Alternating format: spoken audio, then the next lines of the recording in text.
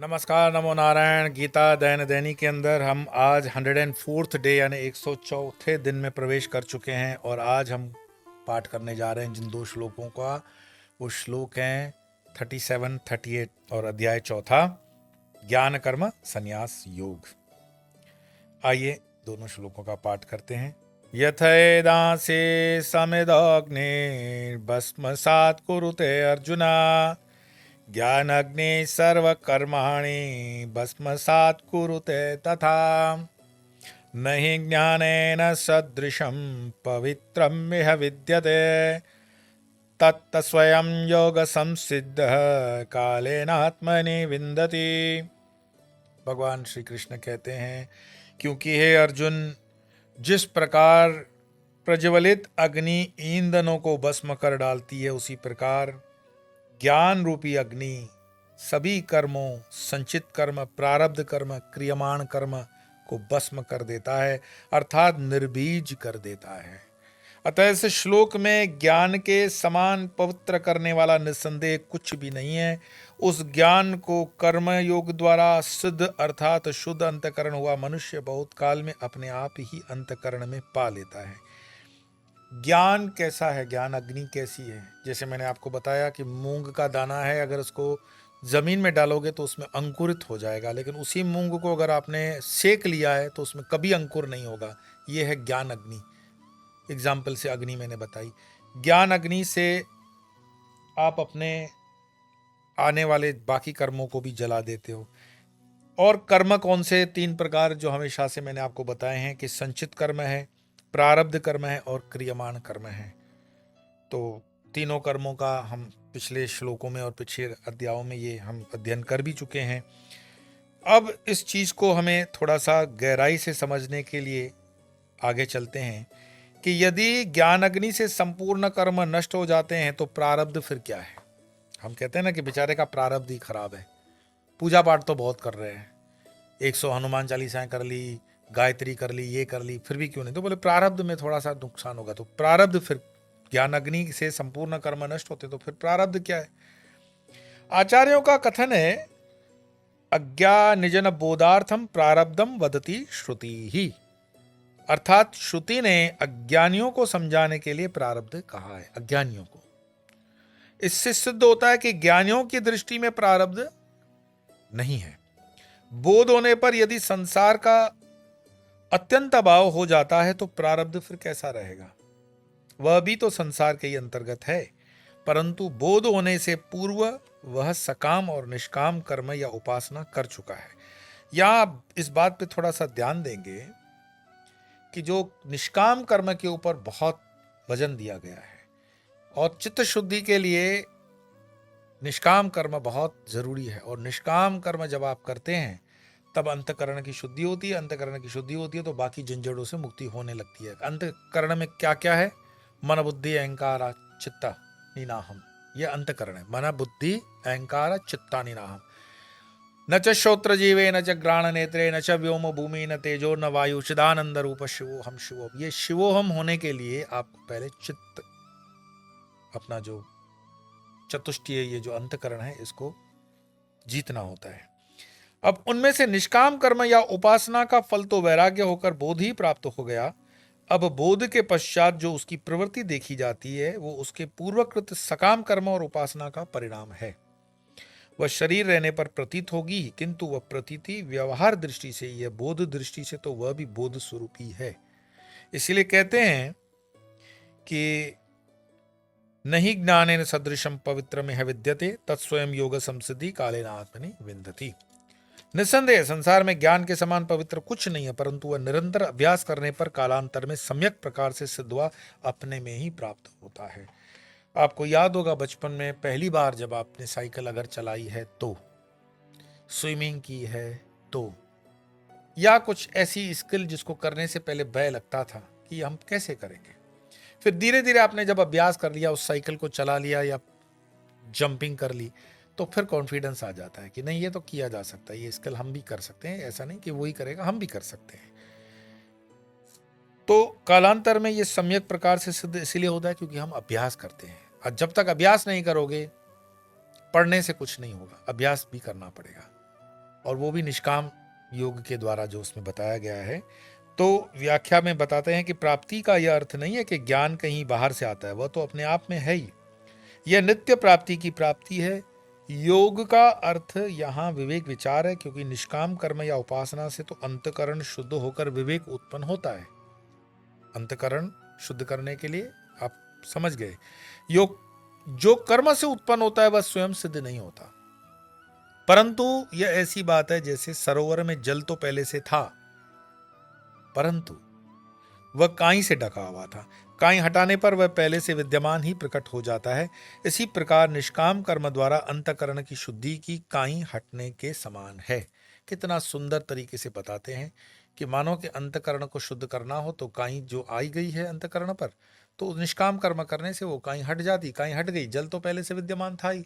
मैं नित्य मुक्त शुद्ध बोध सच्चिदानंद स्वरूप हूं, लेकिन उस पर वो जो काई आ गई है, वो काई हटाने के लिए मुझे निष्काम कर्म करना पड़ता है। और निष्काम कर्म करते ही काई हट जाती है तो मुझे मेरे स्वरूप का बोध होने लगता है, सब कुछ अपने आप जीरो हो जाएगा। तो ज्ञान के समान पवित्र कोई दूसरी वस्तु नहीं है, क्योंकि इससे अज्ञान अपने कार्य के साथ निवृत्त हो जाता है और फिर वह जगत की कोई सत्ता नहीं रहती। जिसका माया से संबंध हो वही अपवित्र होता है। अतः लौकिक अलौकिक सभी सृष्टियां अपवित्र हैं। ज्ञान होने पर जब पुण्य का संस्कार भी नहीं रहता, तब पाप फिर कैसे रहेगा। कितना सुंदर फिर कहा कि ज्ञान होने पर जब पुण्य का संस्कार नहीं रहता तो पाप का फिर कैसे रहेगा। जब पुण्य ही नहीं ले रहे हो तो पाप भी नहीं रहेगा। अतः ज्ञान से बढ़कर पवित्र कुछ भी नहीं है। और यदि ज्ञान के समान पवित्र कुछ भी नहीं है तो ऐसा ज्ञान फिर सब क्यों नहीं प्राप्त कर लेते हैं। आप बोलो, सब तो चल रहा है, उसमें सब ज्ञान का सत्र चल रहा है, यूट्यूब पे भी बहुत दुकानें हैं, क्यों नहीं प्राप्त हो रहा है। तो ज्ञान की प्राप्ति बहुत कठिन है। बहुत कठिन क्यों है? क्योंकि उसमें जो पैरामीटर्स हैं, उन पैरामीटर्स में सारे फुलफिल हम कर नहीं रहे, सब मान नहीं रहे। हम अपनी सुविधा से बस लिमिटेड, जो अपने सुविधाजनक है, स्वीकार्य है, उतना ही मानते हैं। शास्त्र उस तरह से नहीं चलता। शास्त्र 360 डिग्री पूर्ण रूपेण चलेगा, जैसे लिखा है वैसा ही चलेगा, उसमें कोई कटशट नहीं चलेगी। ज्ञान की प्राप्ति बहुत कठिन है। पहले निष्काम भाव से शुभ कर्म करने पर अंतकरण शुद्ध होता है। फिर यहां पर एक बार फिर कहा, अंतकरण शुद्ध करो। अंतकरण में मन बुद्धि अहंकार आ गया, चित्त आ गया, उसको निष्काम कर्म करने से आपका अंतकरण शुद्ध होता है। फिर वैराग्य होकर जिज्ञासा होती है। वैराग्य क्या है? वैराग्य है सत्य और असत का विचार। सत्य और असत का विचार क्या है? कि ये मेरी माँ है, ये हमेशा मेरे साथ रहेगी? नहीं। ये माँ पहले पिछले जन्म में थी? पता नहीं। अगले जन्म में रहेगी? गारंटी नहीं। ये कौन है? ये पत्नी है। ये पत्नी पहले थी? याद नहीं। आगे रहने वाली है? जानता नहीं। अभी भी पैसे नहीं रहेंगे तो रहेगी क्या? I doubt. ये मेरा कौन है? बेटा है। बेटा मेरे से क्यों अटैच्ड है? जब तक फी देते हो, उसके पैसे खर्च करते हो, प्रॉपर्टी देने का प्रॉमिस देते हो। ये बेटी है, बेटी को खर्चा देते हो, पानी देते हो, तब तक रिस्पेक्ट वगैरह बनी रहती है। ये सत्य असत का विचार ऐसे करो, सब ऐसे आपसे बदल जाएंगे, ये मैं नहीं कह रहा हूं। पर ये विचार करने के लिए आपको इस तरह से अपने आप से, स्व से विचार करने के लिए प्रश्न करने पड़ेंगे। और ये जब जिज्ञासा होती है और उसके पश्चात सदगुरु की प्राप्ति होने पर उनकी कृपा से सदगुरु के पास जाओगे, तत्वदर्शी गुरु के पास, तो ऐसा थोड़ी होता है कि टाइम पास करने के लिए बात करते हो। हमारे पास आते हैं तो अक्सर मैं वो फ़ोन पर भी वो लिखा हुआ है कि आप अपना कुल देवता, इष्ट देवता या इस तरह की जानकारी दो, नाम। तो लोग तो पूछते हैं कि नाम क्यों पूछते हैं आप? अब हमें कौन पता पड़ गया भाई, तुम हिंदुस्तान से बोल रहे हो, पाकिस्तान से बोल रहे हो, बांग्लादेश से बोल रहे हो। फिर तुम नाम गलत भी लिख सकते हो, हमें क्या पता तुम हिंदू बोल रहे हो, मुस्लिम बोल रहे हो, सिख बोल रहे हो, ईसाई बोल रहे हो। फिर तुमने जो कुल देवी भी लिखी, हमें क्या पता तुमने जो लिखी वो सही लिख रहे हो। तो कई बार इस चीज से हमें ये बस मदद मिल जाती है। सारे तो हम पढ़ने को ना होता भी नहीं, हमें तो मजमून मतलब जो है एक लाइन से ही पता पड़ जाता है, क्योंकि 99.9% क्या होता है? पैसा चाहिए, नौकरी चाहिए, छोकरी चाहिए, शादी चाहिए, यही तो। और तुम जब ये छोटी छोटी बातें मांगते हो, ये तत्व दर्शन थोड़ी है। तो मुझसे पूछो कि मैं कैसे वैराग्य को अपने मन भीतर लाऊं, तो हम पूछेंगे कि तुमने क्या तैयारी प्रीवियस की है, क्या कर रहे हो और आजकल क्या कर रहे हो। फिर उसमें उम्र भी हम देख लेते हैं। अब 70 साल का काका हमसे पूछेगा, 3 शादियां कर चुका है, चौथी की तलाश में है, कि मुझे तत्व ज्ञान कैसे होगा? नहीं होगा भाई। अब सारे खपा के आए हो, पूरी तरह से कंपनी का नुकसान करके आए हो, माल मटेरियल बचा ही नहीं तो करोगे क्या? वो ओजस चाहिए कि नहीं चाहिए? कुंडलिनी जागृत करोगे तो कहां करोगे? तंबू में सब तूफान चल जाएगा। तो इसकी एक सादी सी उम्र होती है जो हमारे ऋषि मुनियों ने दी है, वो है ब्रह्मचर्य ग्रस्त वानप्रस्थ संन्यास्त। मैं क्यों कहता हूं ये 2-2 श्लोक की गीता अपने बच्चों को समझाओ, तो उसमें उनको कम से कम ये स्मृति में बना रहेगा। ऐसा नहीं कि आज से वो ज्ञानी हो जाएगा। एक बच्चे हमारे, उनको हमने कहा कि ललिता सहस्त्र नाम का पाठ कर लिया करो। उनके परिवार वालों ने कह दिया कि छोटी सी उम्र में कहाँ स्वामी जी, ये तो ज्ञानी हो जाएगा। तो तुम चाहते हो कि बच्चा आपके बातों को माने भी, पढ़े भी, लिखे भी, ध्यानी भी बने, ज्ञानी भी बने और करे भी कुछ नहीं, तो ये कैसे हो सकता है? और फिर ललिता सहस्त्र नाम पढ़ने से इतना ज्ञानी हो जाएगा कि माँ बाप के चुंगल से छूट जाएगा? ऐसा तो नहीं है। थोड़ा विवेचन करेगा, शब्द के ऊपर जाएगा, थोड़ा सा उसके अंदर संस्कार पड़ेगा। 1000 बार ललिता सहस्त्र नाम का पाठ करने के बाद जाकर के उसमें से अंकुर निकलता है। और श्री विद्या में तो पहला पैरामीटर होता है कि 1000 का पाठ कर लो, तब जाकर के आगे की कार्रवाई चलती है। तो किसी को वो कार्रवाई करनी नहीं है। सदगुरु के एक जिज्ञासा जरूर होती है, पर वो पैरामीटर्स हम स्वीकार नहीं करते हैं। तो सदगुरु की प्राप्ति होने पर उनकी कृपा से श्रवण आदि के द्वारा ज्ञान प्राप्त होता है, अतः कोई विरले साधक इसे पार कर पाता है। तो जब वो आते हैं तो आपसी बात कर लेते हैं कि स्वामी जी ऐसा है कि भाई के साथ मेरा मनमुटाव चल रहा है प्रॉपर्टी को लेकर के, और घर में बहुत क्लेश है, तो जप करने की जगह तो अभी नहीं है घर में। वो आ गया है, वो बेचारे ने आसन भी लाया होगा, माला भी लाई होगी, लेकिन जप करने की जगह ही नहीं है घर में। बताओ तो हम कैसे जीवन जी रहे हैं? मैं कभी कभी देखता हूं कि रेलवे की गाड़ी निकलती है, उसमें गायें खड़ी रहती है या भैंस खड़ी रहती है। हर भैंस के लिए रेलवे ने नियम बना रखा है कि इतनी एरिया होनी चाहिए जानवर के लिए। और फिर बंबई की लोकल ट्रेनों में देखता हूं, ओहो हो, ये तो भैंसों से भी बदतर जीवन जी रहे हैं। तो हमें हमें इतना भी स्वाभिमान नहीं है कि हमने जानवरों के लिए जगह सुरक्षित रखी हुई है कि ट्रेन में इतनी जगह जानवर को मिलनी चाहिए, लेकिन इंसान को जगह हम नहीं दे पा रहे हैं।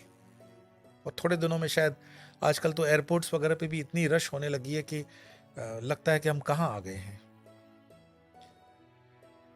ये जो मानसिकता हमारी है कंपटीशन और कंपैरिजन वाली, इसका कोई अंत नहीं है जब तक हमारे भीतर में ये विवेक वाला विचार जागृत नहीं होता कि हम जो ये कर रहे हैं उसका लक्ष्य क्या है, व्हाट इज द पर्पस।